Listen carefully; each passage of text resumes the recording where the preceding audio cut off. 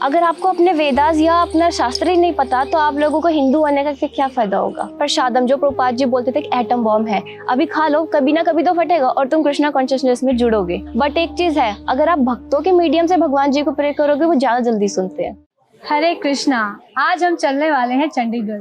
अब आप सोच रहे होंगे कि चंडीगढ़ कैसे जाएंगे हम, तो हम हमारी वार्तालाप से चंडीगढ़ जाएंगे, क्योंकि आज की जो गेस्ट हमारे साथ जुड़ रही हैं वो चंडीगढ़ से है और वो अपनी कृष्णा कॉन्शियस जर्नी के बारे में बहुत ही अच्छे से हमें बताने वाली है। तो आइए हम इनसे प्रेरणा लेते हैं। हरे कृष्णा। हरे कृष्णा। क्या नाम है आपका? आरुषि।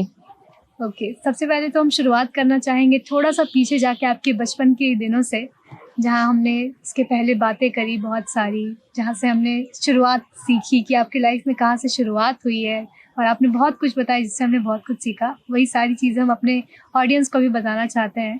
तो हमें थोड़ा सा अपने बचपन के दिनों में ले चलिए और बताइए कि कैसा था आपका बचपन। बचपन में हम लोग खूब मस्ती करा करते थे, बट मुझे आज भी वो दिन याद है जब मैं फर्स्ट क्लास में थी। मेरे स्कूल से कुछ बच्चे ड्राइंग और कलरिंग कंपटीशन के लिए जा रहे थे, तो मैंने अपनी मैम से पूछा ये कहाँ जा रहे हैं बच्चे, तो वो बोलते कि आप भी चलो, हम आपको कलरिंग कंपटीशन के लिए लेकर जाएंगे। मुझे नहीं पता था उस टाइम कि मैम हमें इस्कॉन टेम्पल लेकर जा रही हैं। और उस दिन मुझे याद है कि मेरा बर्थडे था उस दिन, जिस दिन मैम मुझे लेकर गई।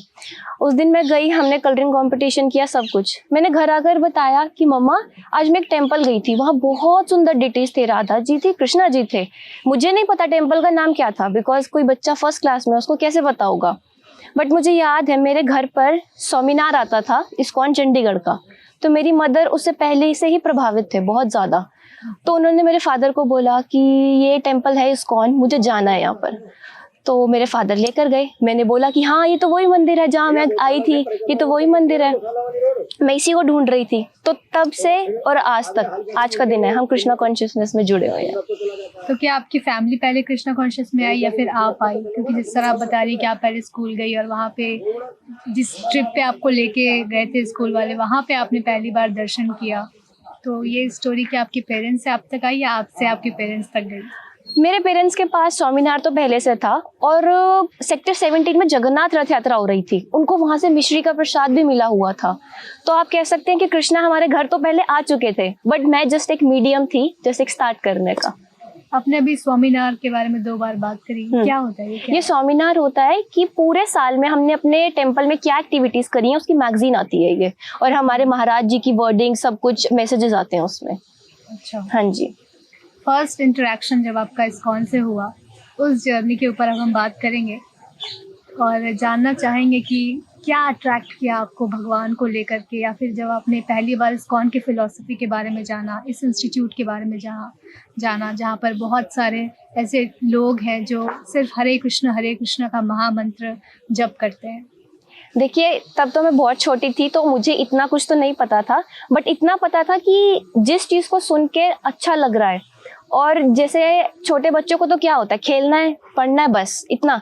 बट जहाँ जाकर आपको एकदम पीस मिल रहा है कि आपको खेलने का भी याद नहीं आ रहा है, पढ़ने का भी याद नहीं आ रहा है, तो इट मीन्स वहाँ कुछ ना कुछ तो अच्छा होगा।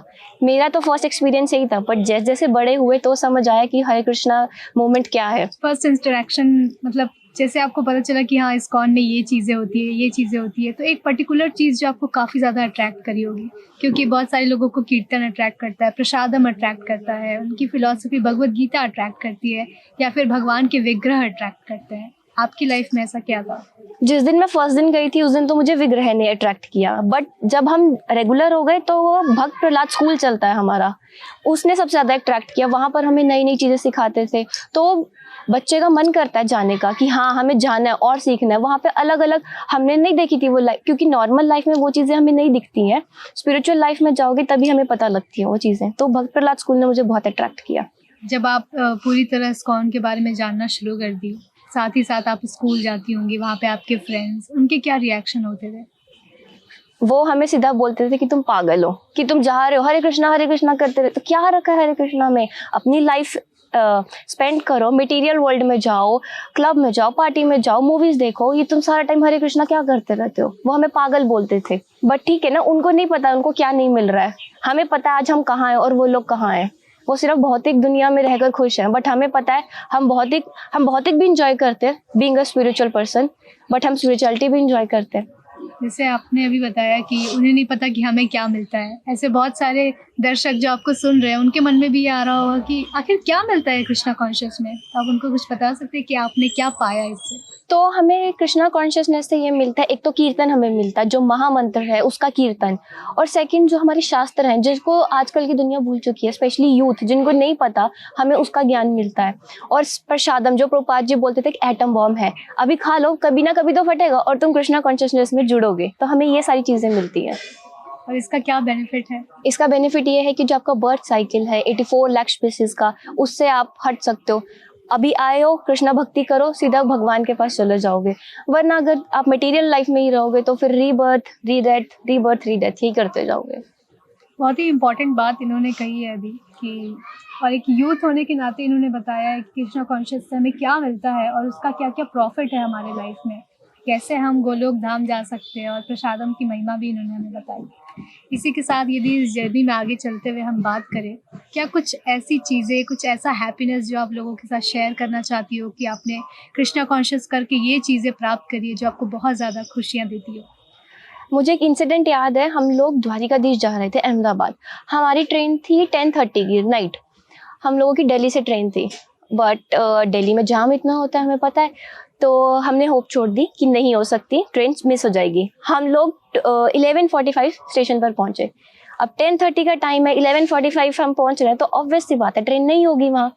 बट हम पूरे रास्ते, वो फर्स्ट टाइम था जब हमारी पूरी फैमिली ने प्रभुपाद जी को प्रे करी थी। तो हम लोग पहुंचे, हमने कुली से पूछा, कुली कि ये वाली ट्रेन कहाँ है, वो बोलते अभी गई 5 मिनट्स पहले, क्योंकि लेट हो गई। हमने सारा सामान वहीं फेंका, हम रोने लग गए जोर जोर से। कुली थोड़ा सा ही आगे गया होगा, उसने आवाज मारी कि ट्रेन खड़ी है अभी भी, आप जल्दी जाओ, 2 नंबर प्लेटफॉर्म पे खड़ी है, जल्दी भागो जल्दी। हम लोग गए, हम लोग जैसे ही अपनी सीट्स पर बैठे और हमने इतनी तेज बोला जय श्रीला प्रभुपाद, और तभी के तभी ट्रेन चल पड़ी। This is the mercy. अगर आप मतलब ट्रूली प्रभुपाद जी को या भगवान जी को प्रे करोगे तो भगवान जी सुनते हैं, बट एक चीज है, अगर आप भक्तों के मीडियम से भगवान जी को प्रे करोगे वो ज्यादा जल्दी सुनते हैं। बहुत ही सुंदर। आपने ये जो जर्नी में कुछ ऐसे पल आते हैं, कुछ ऐसे मोमेंट्स आते हैं जिससे हम बहुत कुछ सीख सकते हैं, ताकि ये भी समझ सके कि प्रेयर्स में कितना फ़ायदा है, और हम अपने गुरु से भी आशीर्वाद लेकर के जब आगे बढ़ते हैं इस जर्नी में, बहुत सारी ऐसी चीज़ें हमें सीखने को मिलती है जो आपने अभी हमसे शेयर किया। जी। इसी के साथ यदि आपकी लाइफ की कुछ ऐसी टर्निंग पॉइंट की बात करें जहाँ पर लगा हो कि भक्ति थोड़ी ना थोड़ी डिसबैलेंस हो रही है, तो उससे भी हम बहुत कुछ सीख सकते हैं। यदि इसके पीछे भी कोई ऐसी मिरेकल स्टोरी है तो आप ज़रूर शेयर कीजिए। मुझे याद है जब अभी कोविड पैंडेमिक आया था, तो हमारे घर के सब बीमार हो गए थे। मेरे फादर हॉस्पिटल में एडमिट थे 10 डेज के लिए, बहुत सीरियस हो गए थे वो। तो जब सबसे पहले जब दुख आता है ना, तो भक्ति छूट जाती है, ठीक है, और आप भक्ति में आपका मन नहीं लगता क्योंकि आप परेशान होते हो बहुत ज़्यादा। और मैंने कृष्णा से यही बोला था कि जो भक्त आप लोगों की इतनी भक्ति करता है, आप उनको इतना कष्ट क्यों देते हो, क्यों? मुझे आज भी याद है जब मेरे फादर ने ये बताई चीज़ कि वो लोग 4 जने थे पूरे वार्ड में, और वहाँ पर तीनों की एक साथ डेथ हो गई एक नाइट में, और वो उन तीनों डेड बॉडीज के साथ पूरे नाइट रहे हैं जब करते हुए। बट जैसे जैसे हम सुनते जा रहे थे पूरा दिन कि इस भक्त ने आज इतनी माला करी, ये प्रेयर्स करी, वो प्रेयर्स करी, हमें डेली मेरे फादर की रिकवरी रिपोर्ट मिलती जा रही थी। और आज भी आता है जब मेरे फादर वापस आए, हम यही बोलते हैं कि जो भक्तों ने प्रेयर्स करी है हमारे लिए वही काम आई है। और मुझे वहाँ से यही सीख मिली कि दुख में ठीक है हमारी भक्ति छूटती है क्योंकि हम परेशान होते हैं, मेंटली अपसेट होते हैं, बट कृष्णा का साथ हमें कभी नहीं छोड़ना चाहिए। कृष्णा ही है जो हमारा सब कुछ ठीक कर सकते हैं, और भक्ति से ही ठीक हो सकती है सारी चीज़। काफ़ी दुख भरा माहौल होगा, क्योंकि इस फेज से गुजरना पूरे परिवार के लिए कहीं ना कहीं कुछ ऐसी मोमेंट्स होती है जिसे हम ऐसे शब्दों में तो शेयर नहीं कर सकते, लेकिन बहुत ज़्यादा दुख होता है, बहुत तकलीफ़ें आती है।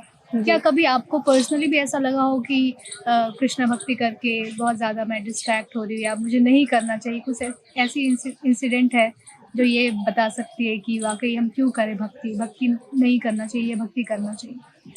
भक्ति करना चाहिए, मैं तो यही बोलूँगी। नहीं करना चाहिए तब मोमेंट्स आते हैं, जैसे अभी बीइंग अ स्टूडेंट हमें स्टडीज़ करनी है, अपना करियर फोकस करना है, उस टाइम पर हमें टाइम नहीं मिलता है भक्ति करने का।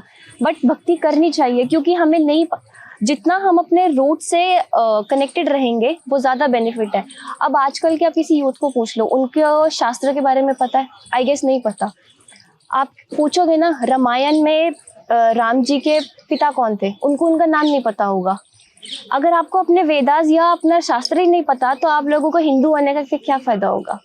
तो कृष्णा इस्कॉन एक ऐसा इंस्टीट्यूट है जहाँ पर आपको बिल्कुल आपके वेदास शास्त्र आपको बताए जाते हैं और आपको पता लगता है कि जो आपका हिंदुइज्म है वो कितना स्ट्रॉन्ग है, आपके जो शास्त्र हैं वो कितने स्ट्रॉन्ग है। अगर आप अपने शास्त्र को फॉलो करते रहेंगे आप कभी गलत नहीं हो सकते अपनी लाइफ में, कभी भी।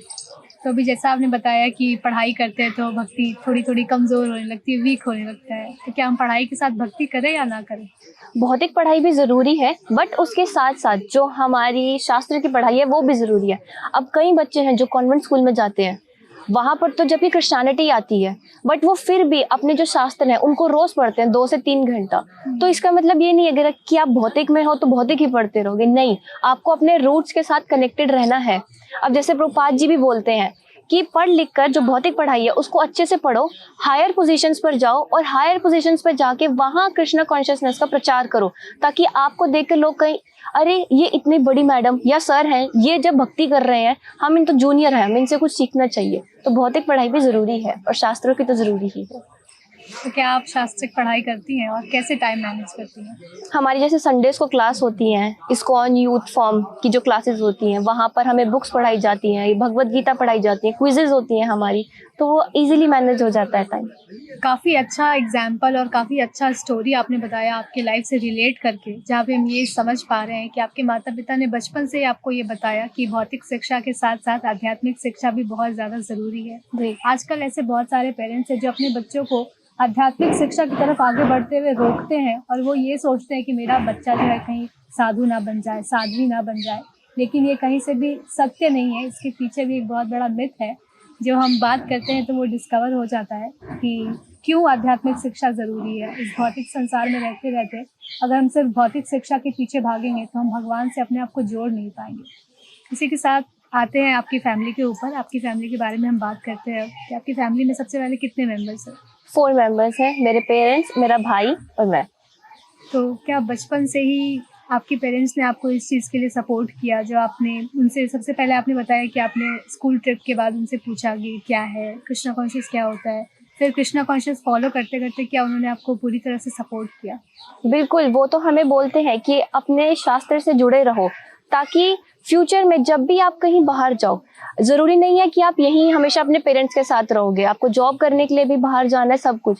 बट अगर आपको आपके शास्त्र पता है, आपके रूट्स पता है, तो आप कभी गलत नहीं हो सकते और आप हमेशा राइट पाथ पर ही जाओगे। कुछ ऐसा एग्जाम्पल जो हम हमारे दर्शकों को बता सकते हैं कि कृष्णा कॉन्शियस फॉलो करने के कुछ ऐसे परिणाम होते हैं, कुछ ऐसा प्रॉफिट होता है, कुछ ऐसा बेनिफिट होता है जिससे हमारी लाइफ पूरी 365 चेंज हो सकती है? मेरे फादर की हुई है चेंज एंड आप बिलीव नहीं करोगे, उनको 15 ईयर्स हो गए हैं डेली मंगला आरती जाते हुए।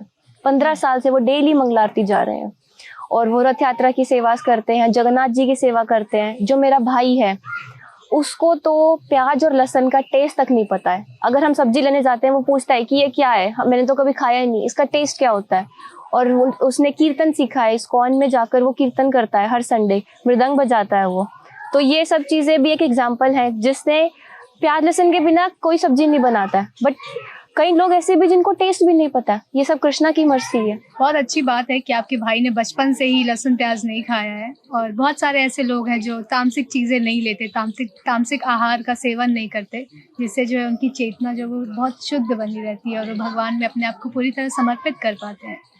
इसी के साथ आप 20 साल से इस्कॉन की इस फिलॉसफी को फॉलो कर रही हैं। आपके फ्रेंड्स भी होंगे, उनके बारे में कुछ बताइए। क्या आपने उनको भी इस्कॉन से जोड़ा है? इस्कॉन के फ्रेंड्स तो बहुत हैं, बट जो मेरे स्कूल कॉलेज के टाइम में फ्रेंड्स थे, आजकल आप देखते हो रील्स ट्रेंड पर चल रही हैं, तो वो वहाँ से इन्फ्लुएंस होके मुझे बोलते अरे तुम तो इस्कॉन जाते हो, इस्कॉन वाले हो ना, हमें किस दिन इस्कॉन लेकर चलना। हम लेकर गए उनको, और आज का टाइम ऐसा है वो रोज सेवा में आ रहे हैं, 16 माला कर रहे हैं, अनियन गार्लिक छोड़ दिया उन्होंने, चाय कॉफी कुछ नहीं पी रहे हैं। ऐसे ऐसे दोस्त भी हैं मेरे। मतलब आप प्रीचिंग वगैरह में भी बहुत ज़्यादा अपने आप को बढ़ चढ़ करके सेवा में लगाती होंगी, राइट? बिल्कुल, बचपन से ही हम भगवत गीता डिस्ट्रीब्यूशन भी कर रहे हैं। जब हम छोटे थे, हम 3rd या 4th क्लास में थे, तब से बुक डिस्ट्रीब्यूशन और प्रभुपाद जी की जो बुक्स हैं वो भगवत गीता सब डिस्ट्रीब्यूट कर रहे हैं हम लोग। बहुत अच्छी बात है कि पूरी फैमिली जो है वो प्रभुपाद की इस मिशन में लगी हुई है। बहुत सारे ऐसे यूथ जो आपको देख रहे हैं, उनको आप क्या मैसेज देना चाहेंगे? आजकल के यूथ के लिए आप ये देख सकते हैं कि जो हम इंडियंस हैं वो वेस्टर्न कल्चर फॉलो कर रहे हैं और जो वेस्टर्न लोग हैं वो इंडियन कल्चर फॉलो कर रहे हैं। आप देख रहे हो बिल्कुल उल्टा हो चुकी है हर चीज़। बट मैं खुद यूथ हूँ, मैं यूथ को ये बोलना चाहूँगी, जैसे हमारे इस्कॉन में हर संडे इस्कॉन यूथ फोरम होती है, IVFE क्लासेस, आप वहाँ आए, वो फ्री ऑफ कॉस्ट है, आपको शास्त्रों का ज्ञान मिलेगा वहाँ पर, आप स्कॉलर बन सकते हैं, आपकी वो जो आपकी आध्यात्मिक पढ़ाई है उसमें भी आपको हेल्प करेगी। बट ये चीज़ सारी तभी पॉसिबल है अगर आपके जो पेरेंट्स हैं वो आपको समझ सके। अकेला यूथ कुछ नहीं कर सकता। जैसे अभी आपने ही कहा कि जो पेरेंट्स हैं उनको डर लगता है कि मेरा बच्चा साधु संग ना बन जाए, कुछ ना बन जाए। बट मैं ये बोलूँगी कि नहीं, बल्कि पेरेंट्स भी आए, वो ज्वाइन करें, क्योंकि अगर पेरेंट्स ही यूथ को नहीं बताएंगे सनातन धर्म के बारे में तो हमारा सनातन धर्म लुप्त हो जाएगा। आगे हम अपनी जनरेशन को क्या बताएंगे कि सनातन धर्म हमारा क्या था। बट लास्ट में एक चीज़ और है कि अगर हम अपने पहनावे, ड्रेसिंग सेंस पर भी ध्यान दें, स्पेशली जो गर्ल्स हैं आजकल की, ताकि हम दूसरे जो हमारी कमिंग जनरेशन है उनको भी इन्फ्लुएंस कर सके। तो मेरा यही मैसेज रहेगा सबके लिए। बहुत ही अच्छा मैसेज और बहुत ही स्ट्रॉन्ग मैसेज दिया इन्होंने। सिर्फ यूथ के लिए नहीं, यूथ के पेरेंट्स के लिए भी मैसेज दिया है। और ख़ासकर ये बहुत इंपॉर्टेंट है पेरेंट्स लोगों को समझना कि वाकई हम अपने बच्चे का भविष्य क्या चाहते हैं। बहुत बहुत थैंक यू हमारे साथ जुड़ने के लिए। हरे कृष्णा। हरे कृष्णा। मिलेंगे एक नई कड़ी में एक ऐसे ही उत्साहित भक्त के साथ। Thank you so much. Hare Krishna. ऐसे ही और भक्तिमय कार्यक्रमों के लिए देखिए हरे कृष्णा टेलीविजन और इसे प्राप्त करने के लिए आप अपने केबल अथवा DTH ऑपरेटर से संपर्क करें तथा और अधिक जानकारी के लिए आज ही डायल करें 7666 839 839।